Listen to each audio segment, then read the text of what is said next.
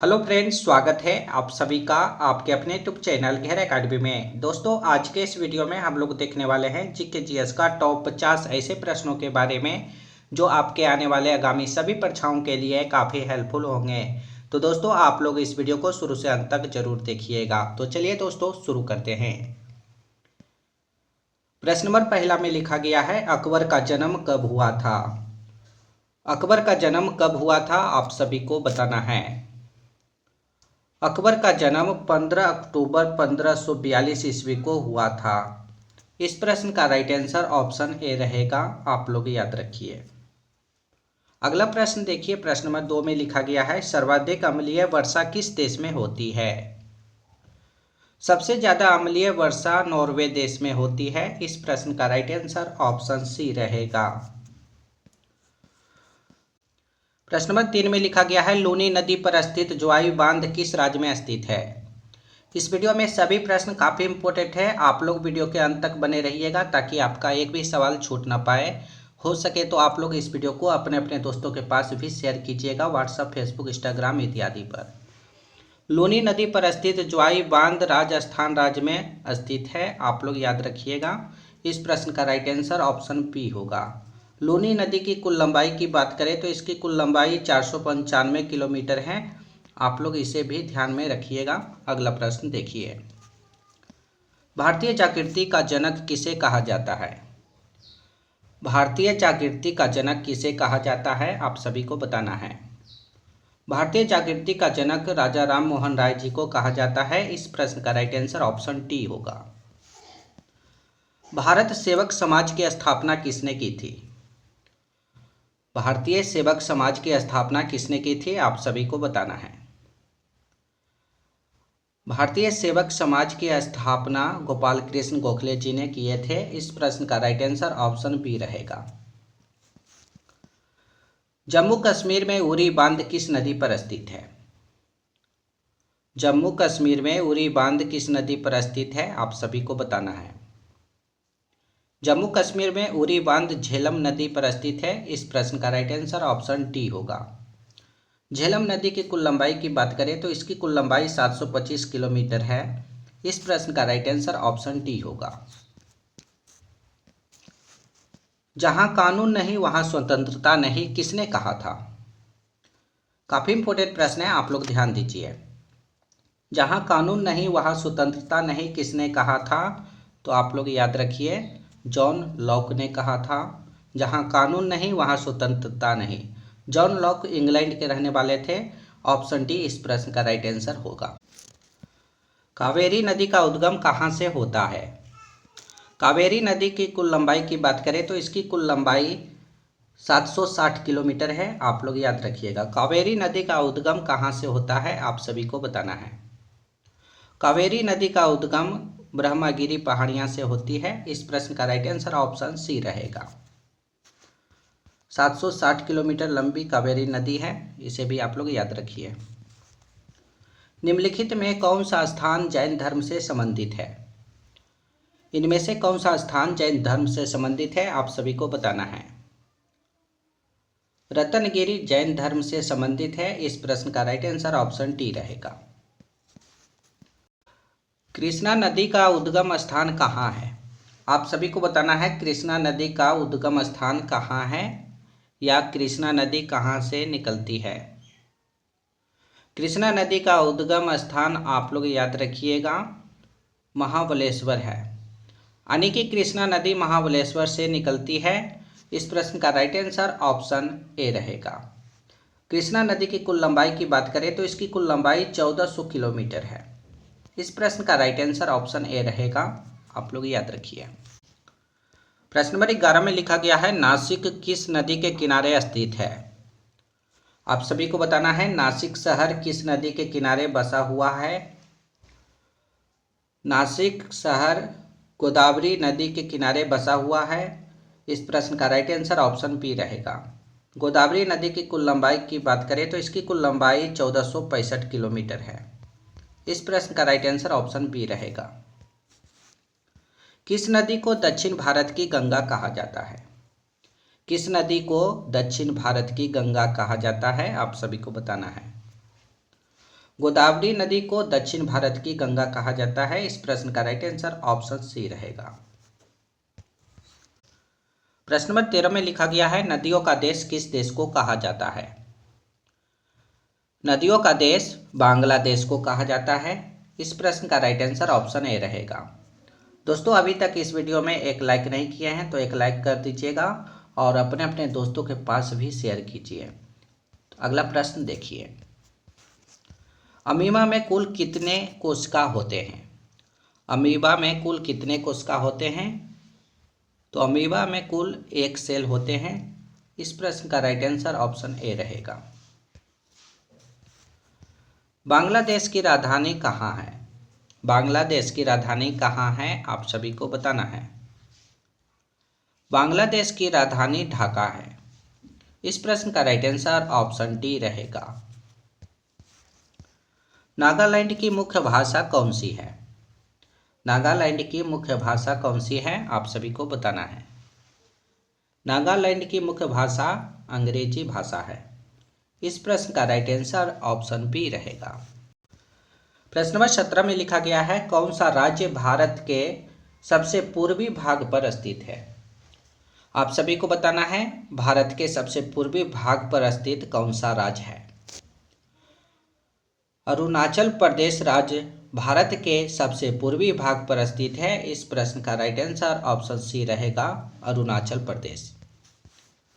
Train का आविष्कार किस देश में हुआ था। ट्रेन का आविष्कार किस देश में हुआ था आप सभी को बताना है। ट्रेन का आविष्कार ब्रिटेन देश में हुआ था। इस प्रश्न का राइट आंसर ऑप्शन सी रहेगा। प्रश्न नंबर 19 में लिखा गया है वाराणसी किस नदी के किनारे स्थित है। आप सभी को बताना है बनारस किस नदी के किनारे स्थित है। वाराणसी गंगा नदी के किनारे स्थित है, यानी कि बनारस गंगा नदी के किनारे बसा हुआ है। इस प्रश्न का राइट आंसर ऑप्शन बी रहेगा। मिसाइल मैन के नाम से किसे जाना जाता है। मिसाइल मैन के नाम से किसे जाना जाता है। मिसाइल मैन के नाम से अब्दुल कलाम जी को जाना जाता है। इस प्रश्न का राइट आंसर ऑप्शन सी रहेगा। हीटर का तार किस चीज के बने होते हैं। हीटर का तार किस चीज के बने होते हैं आप सभी को बताना है। हीटर के तार नाइक्रोम के बने होते हैं। इस प्रश्न का राइट आंसर ऑप्शन डी रहेगा। दिल्ली किस नदी के किनारे स्थित है। दिल्ली शहर किस नदी के किनारे बसा हुआ है आप सभी को बताना है। दिल्ली यमुना नदी के किनारे बसा हुआ है। इस प्रश्न का राइट आंसर ऑप्शन बी रहेगा। इस वीडियो में सभी प्रश्न काफ़ी इंपॉर्टेंट है, आप लोग वीडियो के अंत तक बने रहिए। विश्व का प्रथम कागजी मुद्रा जारी करने वाला देश कौन सा है। विश्व का प्रथम कागजी मुद्रा जारी करने वाला देश कौन सा है आप सभी को बताना है। तो आप लोग याद रखिएगा विश्व का प्रथम कागजी मुद्रा जारी करने वाला चीन देश है।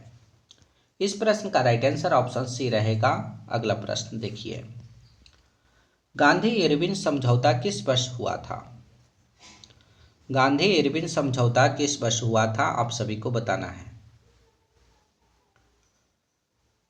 गांधी इरविन समझौता 5 मार्च 1931 ईस्वी को हुआ था। यह समझौता लंदन में हुआ था। इस प्रश्न का राइट आंसर ऑप्शन ए रहेगा, आप लोग याद रखिए। तिलहन का संबंध किस क्रांति से है। ये सभी प्रश्न काफी इंपॉर्टेंट है, आप लोग सभी प्रश्नों को ध्यान से देखिए। तिलहन का संबंध किस क्रांति से है तो आप लोग याद रखिएगा, तिलहन का संबंध पीली क्रांति से है। इस प्रश्न का राइट आंसर ऑप्शन ए रहेगा। प्रश्न नंबर 26 में लिखा गया है अकबर का जन्म कहाँ हुआ था। अकबर का जन्म पाकिस्तान के अमरकोट में हुआ था। इस प्रश्न का राइट आंसर ऑप्शन बी रहेगा। सिंगापुर की मुद्रा का क्या नाम है। सिंगापुर की मुद्रा का क्या नाम है आप सभी को बताना है। सिंगापुर की मुद्रा का नाम आप लोग याद रखिएगा डॉलर है। सिंगापुर की मुद्रा का नाम डॉलर है। इस प्रश्न का राइट आंसर ऑप्शन ए रहेगा। नीला ग्रह किस ग्रह को कहा जाता है? नीला ग्रह किस ग्रह को कहा जाता है, आप सभी को बताना है। नीला ग्रह पृथ्वी ग्रह को कहा जाता है। इस प्रश्न का राइट आंसर ऑप्शन ए होगा। किस ग्रह को शाम का तारा कहा जाता है? ये सभी प्रश्न काफी इंपॉर्टेंट है, आप लोग ध्यान दीजिए। किस ग्रह को शाम का तारा कहा जाता है? शुक्र ग्रह को शाम का तारा कहा जाता है। इस प्रश्न का राइट आंसर ऑप्शन सी रहेगा। निम्नलिखित में से किस ग्रह को पृथ्वी की बहन कहा जाता है? पृथ्वी की बहन किस ग्रह को कहा जाता है, आप सभी को बताना है। शुक्र ग्रह को पृथ्वी की बहन कहा जाता है। इस प्रश्न का राइट आंसर ऑप्शन बी होगा। प्रश्न नंबर 31 में लिखा गया है सौरमंडल का 2 ग्रह जिनके उपग्रह नहीं है। आप सभी को बताना है सौरमंडल का 2 ग्रह कौन कौन है जिनके कोई उपग्रह नहीं है। सौरमंडल का 2 ग्रह बुध और शुक्र ग्रह जो हैं इनके कोई उपग्रह नहीं है। इस प्रश्न का राइट आंसर ऑप्शन बी रहेगा, बुध और शुक्र ग्रह। सौरमंडल का अत्यधिक तीव्र ग्रह कौन है? सौरमंडल का अत्यधिक तीव्र ग्रह कौन है, तो आप लोग याद रखिएगा बुध ग्रह। सौरमंडल का सबसे तीव्र ग्रह बुध ग्रह है। इस प्रश्न का राइट आंसर ऑप्शन डी रहेगा। कौन सा ग्रह सूर्य के सबसे निकट है? कौन सा ग्रह सूर्य के सबसे निकट है, तो आप लोग याद रखिएगा बुध ग्रह। बुध ग्रह सूरज के सबसे पास है। इस प्रश्न का राइट आंसर ऑप्शन ए रहेगा। ग्रहों की गति का नियम प्रतिपादित किसने किया था? ग्रहों की गति का नियम प्रतिपादित किसने किया था, आप सभी को बताना है। ग्रहों की गति का नियम प्रतिपादित केपलर ने किया था। इस प्रश्न का राइट आंसर ऑप्शन ए रहेगा। भारत की सबसे बड़ी तटीय झील कौन सी है? भारत की सबसे बड़ी तटीय झील कौन सी है, आप सभी को बताना है। भारत की सबसे बड़ी तटीय झील चिल्का झील है। इस प्रश्न का राइट आंसर ऑप्शन सी रहेगा, आप लोग याद रखिए। भारत की मीठे पानी की सबसे बड़ी झील कौन सी है? भारत की मीठे पानी की सबसे बड़ी झील कौन सी है, उसका नाम क्या है? भारत की मीठे पानी की सबसे बड़ी झील वुलर झील है। इस प्रश्न का राइट आंसर ऑप्शन बी रहेगा। भारत की सबसे बड़ी कृत्रिम झील कौन सी है? भारत की सबसे बड़ी कृत्रिम झील कौन सी है, आप सभी को बताना है। भारत की सबसे बड़ी कृत्रिम झील गोविंद बल्लभ पंत सागर झील है। इस प्रश्न का राइट आंसर ऑप्शन बी रहेगा, आप लोग याद रखिए। भारत में शीतकालीन वर्षा कहाँ होती है? भारत में शीतकालीन वर्षा कहाँ पर होती है, आप सभी को बताना है। भारत में शीतकालीन वर्षा उड़ीसा और तमिलनाडु राज्य में होती है। इस प्रश्न का राइट आंसर ऑप्शन डी रहेगा, आप लोग याद रखिए। भारत में सबसे अधिक वर्षा कहाँ होती है? भारत में सबसे ज़्यादा वर्षा कहाँ पर होती है? भारत में सबसे अधिक वर्षा मानसिन राम में होती है जो मेघालय में स्थित है। इस प्रश्न का राइट आंसर ऑप्शन सी रहेगा। भारत के किस राज्य में सबसे कम वन पाए जाते हैं? भारत के किस राज्य में सबसे कम वन पाए जाते हैं? हरियाणा राज्य में। भारत के हरियाणा राज्य में सबसे कम वन पाए जाते हैं। इस प्रश्न का राइट आंसर ऑप्शन सी रहेगा। भारत में किस राज्य को टाइगर राज्य के नाम से जाना जाता है? भारत के किस राज्य को टाइगर राज्य के नाम से जाना जाता है, आप सभी को बताना है। भारत के मध्य प्रदेश राज्य को टाइगर राज्य के नाम से जाना जाता है। इस प्रश्न का राइट आंसर ऑप्शन बी रहेगा। भारत में वायु परिवहन का शुभारंभ कब हुआ? भारत में वायु परिवहन का शुभारंभ 1912 ईस्वी से हुआ था। इस प्रश्न का राइट आंसर ऑप्शन डी रहेगा। विश्व में सबसे अधिक डाकघर किस देश में है? विश्व में सबसे अधिक डाकघर भारत देश में है। इस प्रश्न का सही उत्तर ऑप्शन सी रहेगा। भारत की सबसे बड़ी जनजाति कौन सी है? भारत की सबसे बड़ी जनजाति गोंड जनजाति है। इस प्रश्न का सही उत्तर ऑप्शन सी रहेगा। अगला प्रश्न देखिए। बैकग्राउंड वॉइस के लिए माफी चाहता हूँ। 5 नदियों की भूमि किसे कहा जाता है? 5 नदियों की भूमि किसे कहा जाता है? तो आप लोग याद रखिएगा, 5 नदियों की भूमि पंजाब राज्य को कहा जाता है। इस प्रश्न का सही उत्तर ऑप्शन डी रहेगा। करो या मरो का नारा किसने दिया था? काफी इंपॉर्टेंट प्रश्न है, आप लोग ध्यान दीजिए। करो या मरो का नारा किसने दिया था? तो आप लोग याद रखिए, करो या मरो का नारा 8 अगस्त 1942 ईस्वी को महात्मा गांधी जी ने दिए थे। इस प्रश्न का सही उत्तर ऑप्शन सी रहेगा। अगला प्रश्न देखिए। महात्मा गांधी ने अपनी दांडी यात्रा कहाँ से शुरू किए थे? महात्मा गांधी जी ने अपनी दांडी यात्रा कहाँ से शुरू किए थे? तो आप लोग याद रखिए, साबरमती आश्रम से। महात्मा गांधी ने अपनी दांडी यात्रा साबरमती आश्रम से शुरू किए थे। इस प्रश्न का राइट आंसर ऑप्शन डी रहेगा। महात्मा गांधी दक्षिण अफ्रीका से भारत कब लौटे थे? ये सभी प्रश्न काफ़ी इंपॉर्टेंट है, आप लोग ध्यान से देखिए।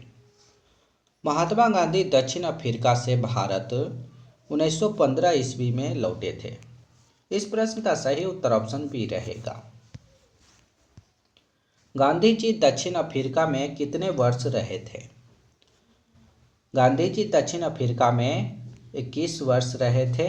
इस प्रश्न का राइट आंसर ऑप्शन सी रहेगा। कारगट्टम किस राज्य का प्रसिद्ध लोक नृत्य है? कारगट्टम किस राज्य का प्रसिद्ध लोक नृत्य है? तो आप लोग याद रखिए, कारगट्टम तमिलनाडु राज्य का प्रसिद्ध लोक नृत्य है। इस प्रश्न का सही उत्तर ऑप्शन डी होगा।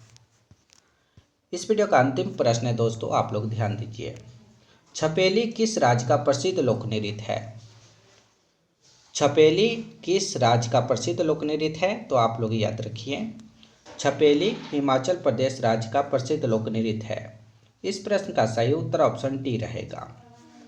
दोस्तों, आज हमने आप सभी को टॉप 51 यानी कि कॉमन प्रश्न करवाए हैं जो जीके जीएस से लिया गया था। तो दोस्तों, आप लोग एक कॉमन प्रश्न में से कितना सही कर पाए हैं, इसका सही जवाब आप लोग कमेंट बॉक्स में बताइएगा। अभी तक हमारे चैनल को सब्सक्राइब नहीं किए तो चैनल को सब्सक्राइब कीजिए और घंटी कॉल पर फिट कीजिएगा ताकि आने वाले सभी नए वीडियो का नोटिफिकेशन आपको मिलता रहे। अभी तक इस वीडियो में एक लाइक नहीं किए हैं तो एक लाइक करके इस वीडियो को अपने अपने दोस्तों के पास भी शेयर कीजिए। तो चलिए दोस्तों, फिर अगले वीडियो में मिलेंगे, जब तक आप लोग बने रहिए।